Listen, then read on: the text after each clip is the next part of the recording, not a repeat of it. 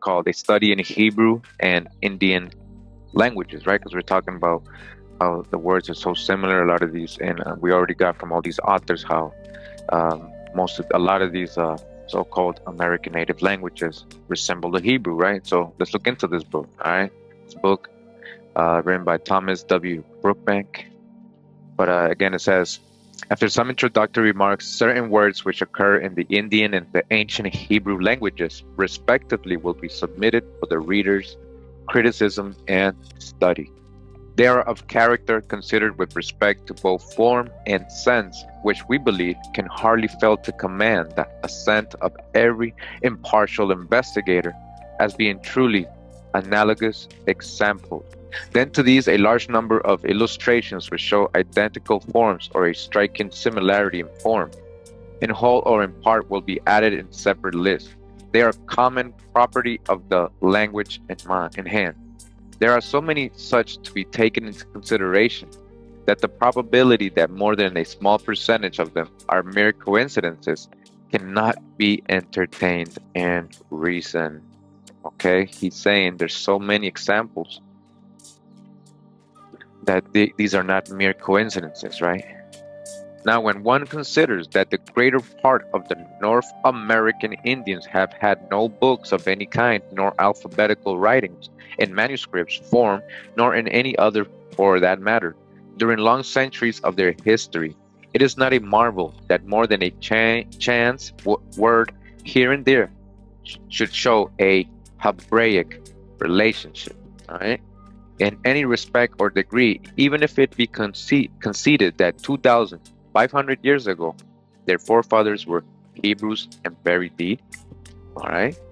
In view of past conditions of Indian life, generally one might as reasonably expect, if he had a good-sized Russian vocabulary, to find numbers of true analogies and a great many similarities of various other kinds between the Russian and the English languages, comparable to those which these pages will show do exist between the Indian and the Hebrew. The principal source from which the Indian names and words have been listed together with their stated meaning, so far as they are given, are, all right, he's going to be telling you some of the sources he's using, right? All right, and the first one is Bancroft's Native Races, Stevens' volumes of travel, etc., 2 visits to parts of Mexico and Central America, Prescott's Conquest of Mexico. I also have this book, right? Drake's Aboriginal Races of North America. We have that one as well. Haynes, The North American Indians. I don't know if I do. I probably do. Catlin's volumes. I have those.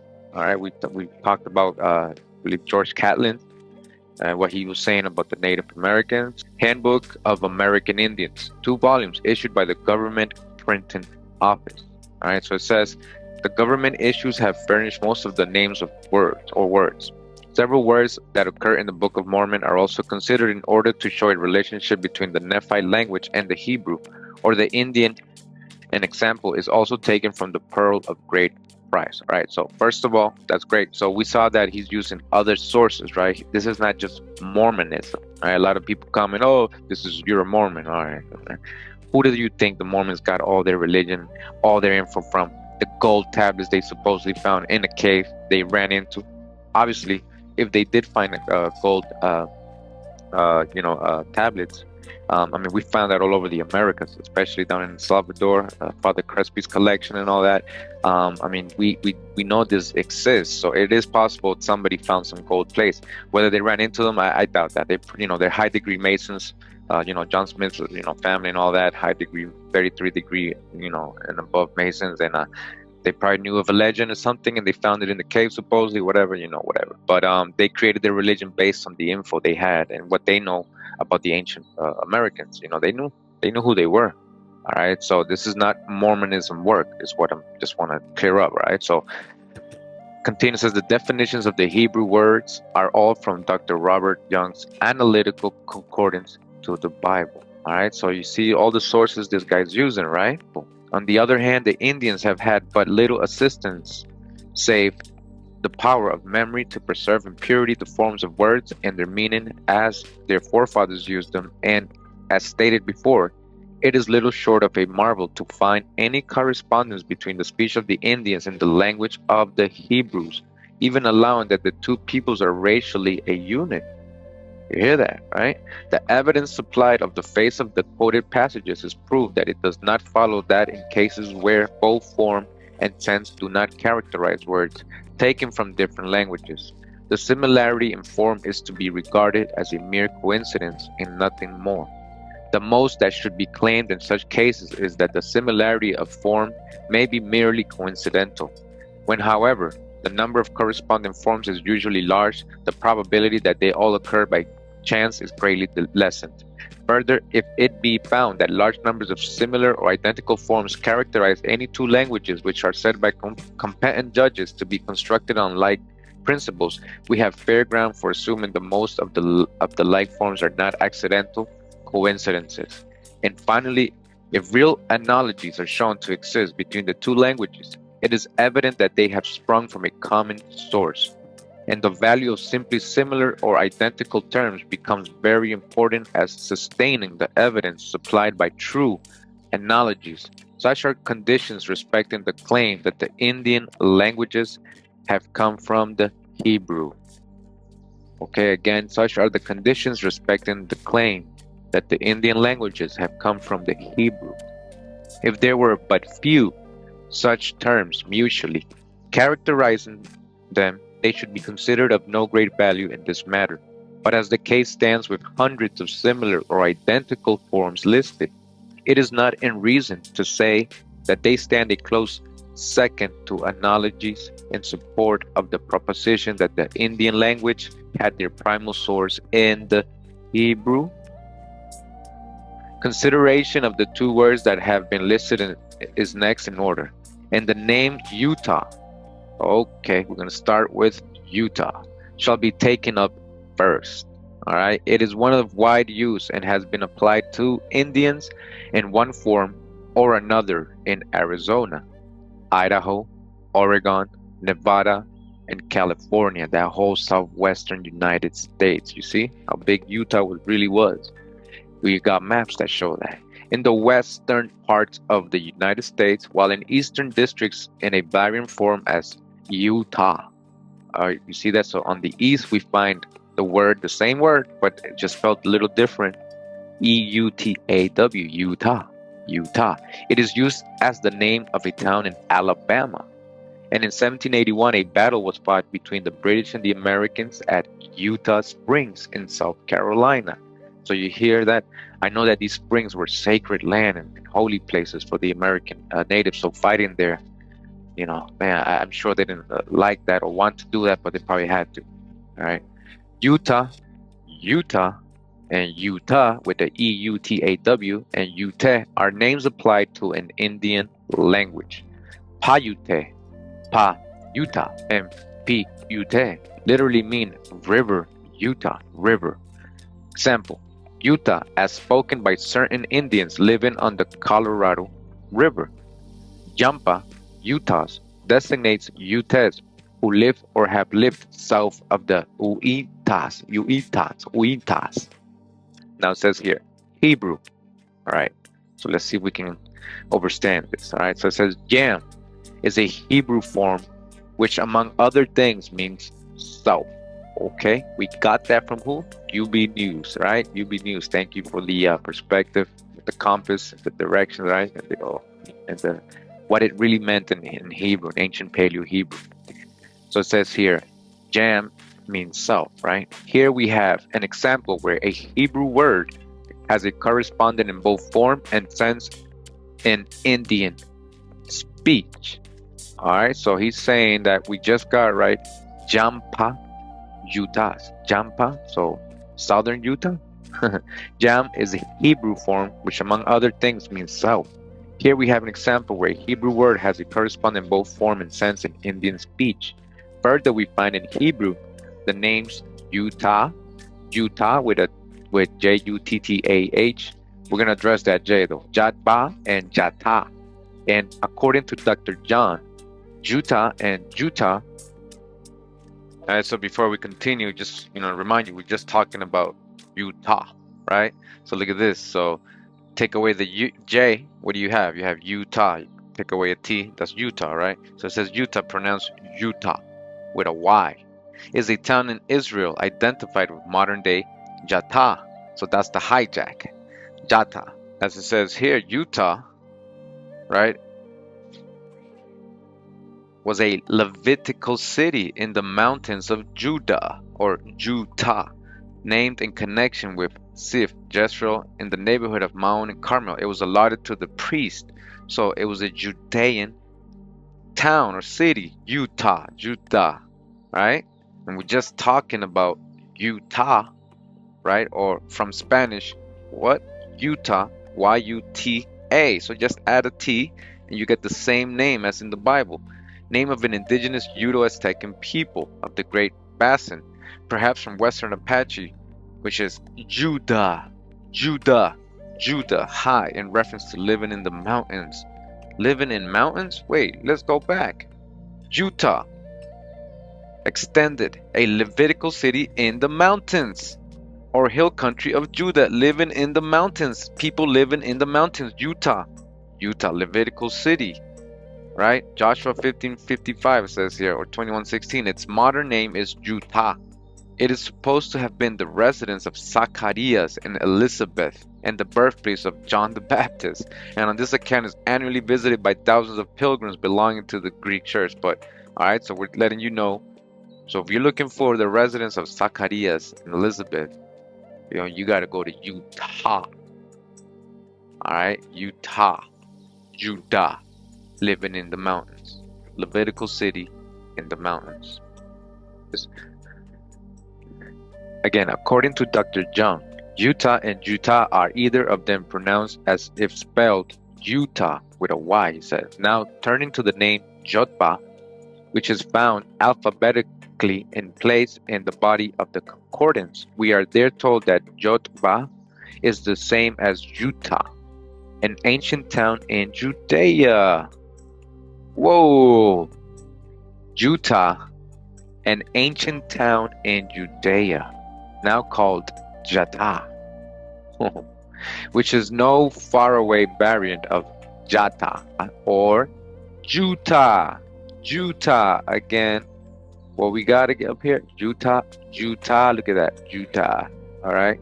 The meaning of Jotba is given as excellent for water. Excellent for water, and we know that whole area right there was very watered back in ancient times. All right. We know they're building dams and they're, making deserts, creating deserts and, stopping the flow of certain rivers. But that whole area there was watered, well watered. We know the Salt Lake. We know there was an ocean there.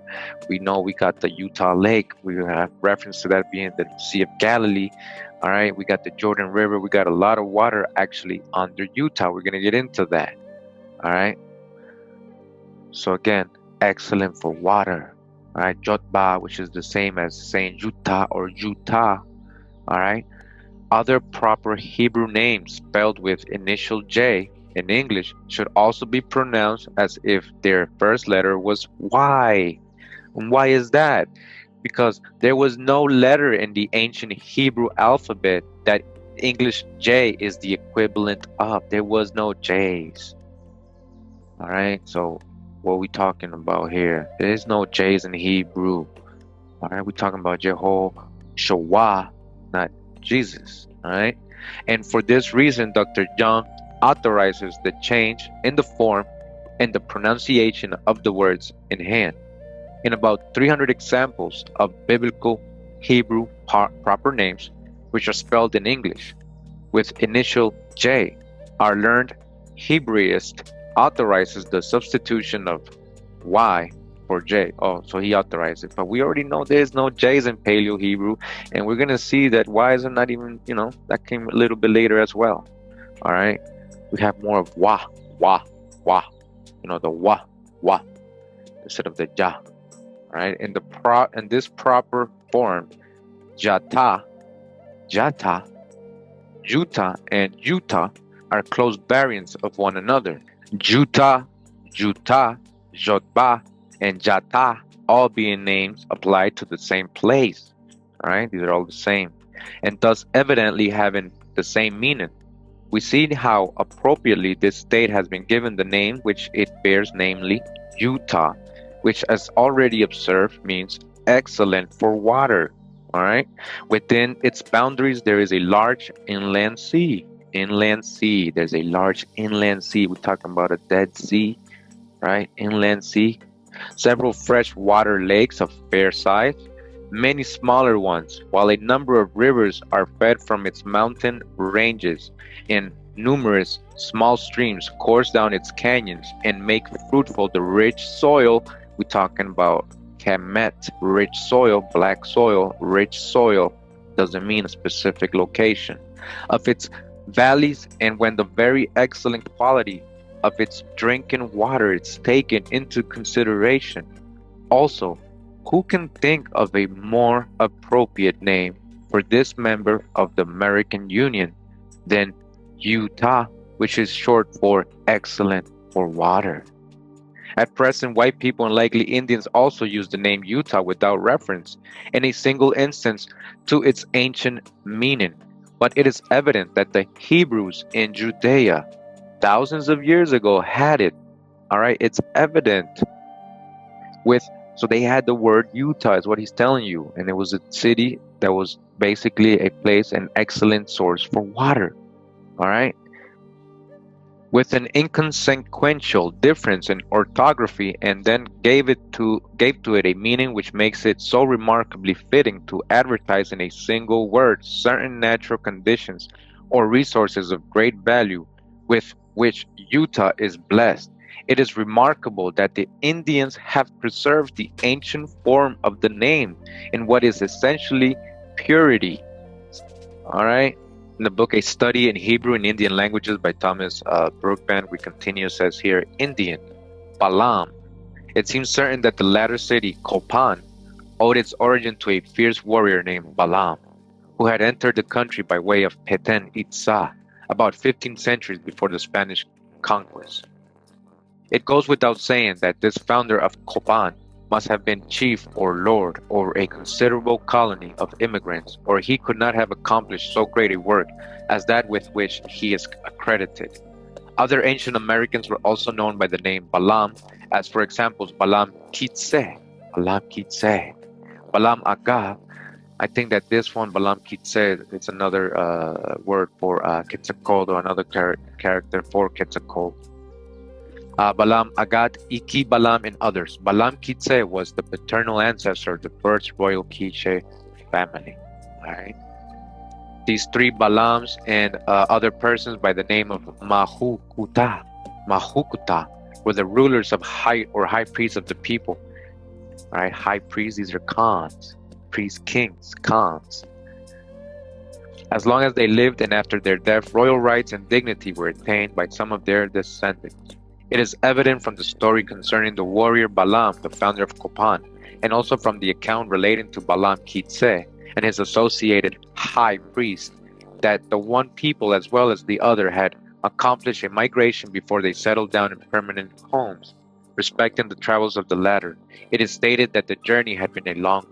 All right, so they're talking about the migration legends of the Quiche Maya, right? They have the annals of the Cachicol that we're going to get into more. We've got into it before, and how they came from Tulan, or the seven caves, right? Aslan.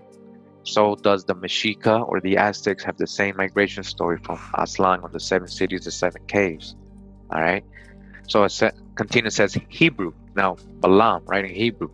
This name, which has come through Hebrew sources to us, is but a slight variation of the Indian name Balam. It's just one letter missing. It seems to have been quite a favorite with the ancient Americans.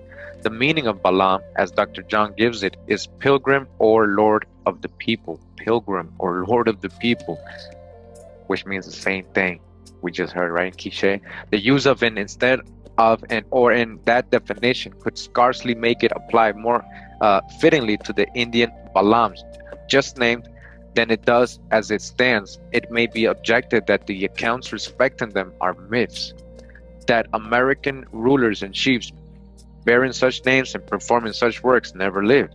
But even granting that the stories are fictitious, there is yet lacking a satisfactory explanation as to what led the ancient Indians to pitch upon a name for some of their mythical characters, which has a meaning from a Hebraic point of view, so appropriate that no one can better it, allowing the Balams to be real personages, and the stories relating to them strictly true. And we know they're real stories. These are your ancestors, all right? We're talking about American Aborigines.